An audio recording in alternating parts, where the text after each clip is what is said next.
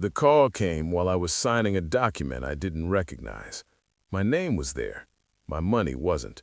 Her reflection hovered in the glass, cold eyes, perfectly still mouth, like she was already elsewhere. The lawyer's pen scratched. The room smelled of lemon polish and final decisions. My phone vibrated once, then again. "I found someone better," she said, as if announcing the weather. No tremor, no apology, just a clean incision. I remember thinking how quiet betrayal sounds when it finally speaks. Not a scream, a whisper that rearranges your bones. The call ended. The document waited. My signature felt heavier than 40 years. I looked at the balance on my phone. Numbers draining, accounts emptying like blood from a cut you don't feel until you stand. She didn't look at me when she stood. She smoothed her coat, checked her reflection again, left. I signed nothing. Outside, the street felt narrower than it used to. I stood there, holding a life that had already been taken from me, wondering how long I'd been walking toward this moment without seeing it. Then my phone lit up. A message from my daughter-in-law, all caps and vinegar. "If you want to join Thanksgiving, come wash the dishes." I replied with a single word: enjoy. I didn't know yet how expensive that word would become for her. 40 years doesn't end in a sentence. It unravels backward, quietly. I replayed moments, late dinners, a new password she wouldn't share, the way she guarded her phone like a pulse, the warmth she stopped offering without explanation. The money moving wasn't random. It was careful, surgical. Accounts I trusted were suddenly hollow, signatures forged just well enough to pass a first glance. I told myself there had to be a reason, a plan, a misunderstanding. Denial is a sedative. It keeps you upright while the house burns. Then I found the second phone, hidden behind the winter coats. No lock, no caution, as if she wanted to be discovered, or believed I never would.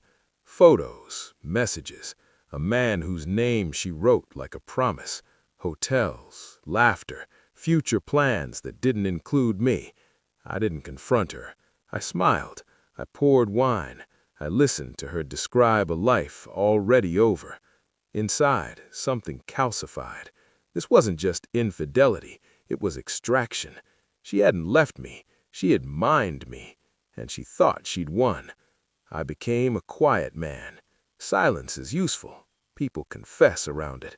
I pulled phone records, dates aligned with withdrawals. I traced shell accounts she assumed were invisible. They weren't.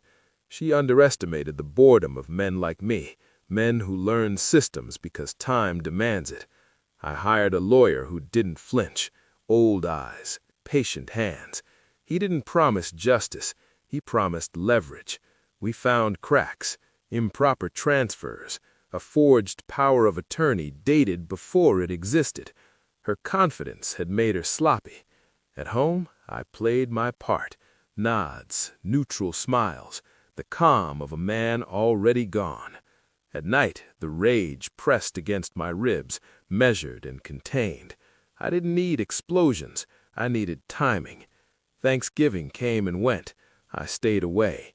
Let them laugh. Let them believe I was shrinking. I booked a flight instead. I slid the folder across the table. No speech, no preface. Her fingers trembled as she opened it. Pages rustled. The sound was indecent. Proof has a temperature. Hers dropped the room. "This is illegal," she whispered. "So was taking my life savings," I said. My voice surprised even me. Flat, almost kind. She cried then, loud, fractured. She reached for me like habit might save her. I leaned back.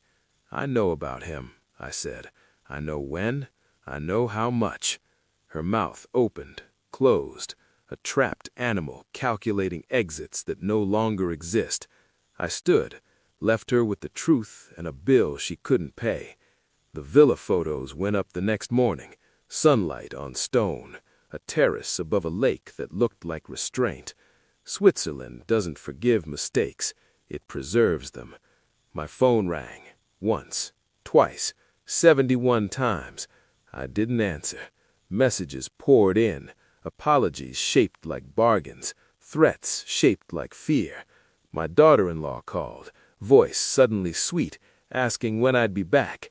I forwarded the photos, then the court filings. The lawyer moved quietly. Accounts froze, properties clawed back. The man disappeared when the money stopped answering his calls. She begged. I watched, not from cruelty, from completion. I sit here now, the lake unwrinkled by wind, my phone face down. I don't feel victorious. I feel precise. 40 years taught me patience. She taught me clarity. Betrayal doesn't break you.